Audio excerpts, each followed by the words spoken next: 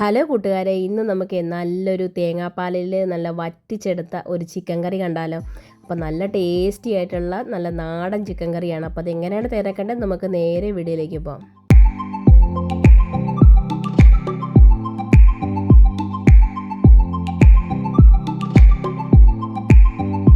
അപ്പോൾ അത് ചിക്കൻ കറി തയ്യാറാക്കാനായിട്ട് ഞാനിപ്പോൾ ഇവിടെ ഒരു 1.5 കിലോ ചിക്കൻ എടുത്തിട്ടുണ്ട്. നമ്മുടെ കറിക്കട്ടായിട്ടാണ് എടുത്തിരിക്കുന്നത്, ഒരുപാട് വലിയ പീസായിട്ടല്ല.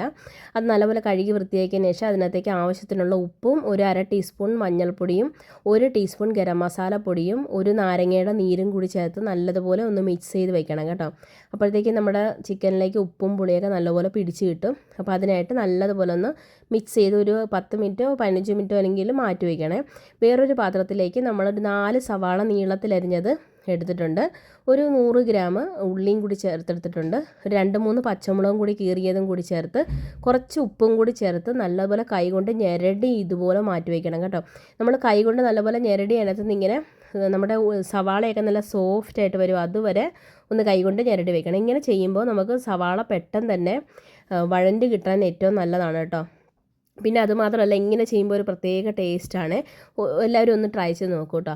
അപ്പോൾ അതവിടെ മാറ്റി വെച്ചിട്ടുണ്ട്. ഇനി നമുക്ക് അതിനകത്തേക്കുള്ള തേങ്ങാപ്പാൽ പിഴിഞ്ഞ് അവിടെ വെച്ചിട്ടുണ്ട്. ഇത് 1-ാം പാലുമല്ല 2-ാം പാലുമല്ല, ഇടയ്ക്ക് നിൽക്കുന്ന ഒരു കൺസിസ്റ്റൻസിയാണ് കേട്ടോ. ഒരുപാട് തിക്കുമല്ല ഒരുപാട് തിന്നുമല്ല. അപ്പോൾ അതവിടെ മാറ്റി വെച്ചിട്ടുണ്ട്. 2 കപ്പുണ്ട്.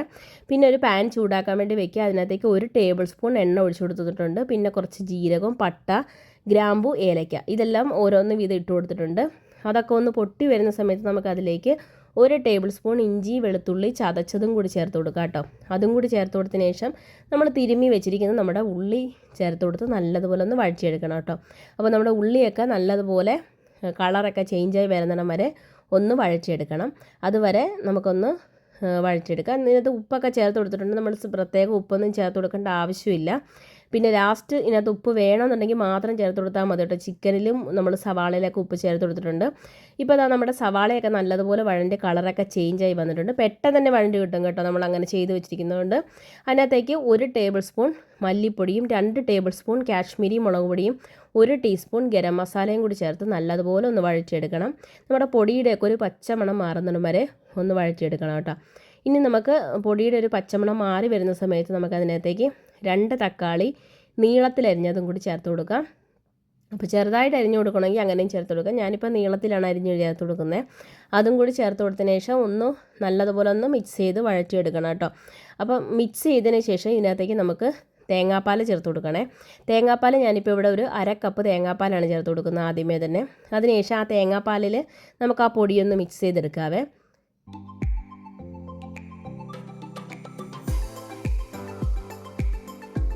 അപ്പോൾ ആ തേങ്ങാപ്പാലിൽ പൊടിയൊക്കെ മിക്സ് ചെയ്തെടുത്തതിന് ശേഷം നമ്മൾ എടുത്ത് വെച്ചിരിക്കുന്ന ചിക്കൻ ഉണ്ടല്ലോ, ചിക്കനും കൂടി എണ്ണത്തേക്ക് ചേർത്ത് കൊടുക്കുക കേട്ടോ. ചിക്കനും കൂടി ചേർത്ത് കൊടുത്തതിന് ശേഷം ഒന്ന് നല്ലതുപോലെ ഒന്ന് ഇളക്കി യോജിപ്പിച്ച് നമ്മുടെ പൊടികളൊക്കെ ആയിട്ട് ഒന്ന് മിക്സായി വരണം, അതുവരെ ഒന്ന് ഇളക്കി യോജിപ്പിച്ച് എടുക്കാം.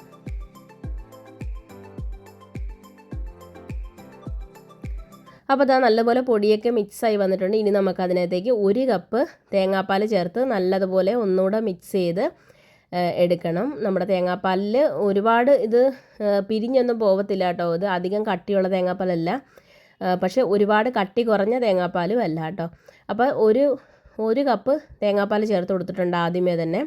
ഇനി നമുക്കത് അടച്ച് വെച്ച് ലോ ഫ്ലെയിമിൽ വെച്ചിട്ട് നല്ലപോലെ വേവിച്ചെടുക്കണം കേട്ടോ. നമ്മുടെ തേങ്ങാപ്പാലിനകത്ത് കിടന്ന് നല്ലതുപോലെ നമ്മുടെ ചിക്കനൊക്കെ ഒന്ന് വെന്ത് ചിക്കനിൽ നിന്ന് വെള്ളം ഇറങ്ങി വരും കേട്ടോ. അതായപ്പോൾ നല്ലതുപോലെ വെള്ളമൊക്കെ ഇറങ്ങി വന്നിട്ടുണ്ട്. ഇനി നമുക്ക് നല്ലതുപോലെ ഒന്ന് മിക്സ് ചെയ്ത് കൊടുത്തതിന് ശേഷം വീണ്ടും ഒരു കപ്പ് തേങ്ങാപ്പാൽ ചേർത്ത് കൊടുക്കാവേ. ഇങ്ങനെ ഇടയ്ക്കിടയ്ക്ക് നമ്മൾ തേങ്ങാപ്പാൽ ചേർത്ത് കൊടുത്ത് ആ തേങ്ങാപ്പാലിൽ കിടന്നിട്ടാണ് നമ്മുടെ ചിക്കൻ ഈ വെന്ത് വരുന്നത് കേട്ടോ. അതുകൊണ്ടാണ് ഈ തേങ്ങാപ്പാലിൽ വഴറ്റിയെടുക്കുന്നതെന്ന് പറയുന്നത്. അപ്പോൾ ഇങ്ങനെ ചെയ്യുമ്പോൾ ഒരു പ്രത്യേക ടേസ്റ്റാണ് കേട്ടോ. ആരെങ്കിലും ട്രൈ ചെയ്ത് നോക്കിയിട്ടുണ്ടെങ്കിൽ കമൻറ്റ് ഇടാൻ മറക്കരുത്. ഇങ്ങനെ ചെയ്യുന്ന ചിക്കൻ കറിക്ക് ഒരു പ്രത്യേക ടേസ്റ്റാണ്, നല്ല ഒരു കുറുകിയ ഒരു ടേസ്റ്റാണ് കേട്ടോ. അപ്പോൾ ഞാനിപ്പോൾ ഒരുപാട് വറ്റിച്ചെടുക്കുന്നില്ല. നിങ്ങൾക്ക് വേണമെങ്കിൽ നല്ല ചാറൊന്നും ഇല്ലാതെ തന്നെ വറ്റിച്ചെടുക്കാം കേട്ടോ. പക്ഷേ ഇവിടെ ഞാൻ ചാറോട് കൂടിയാണ് ഇപ്പോൾ ഇച്ചിരി എടുത്തിരിക്കുന്നത്.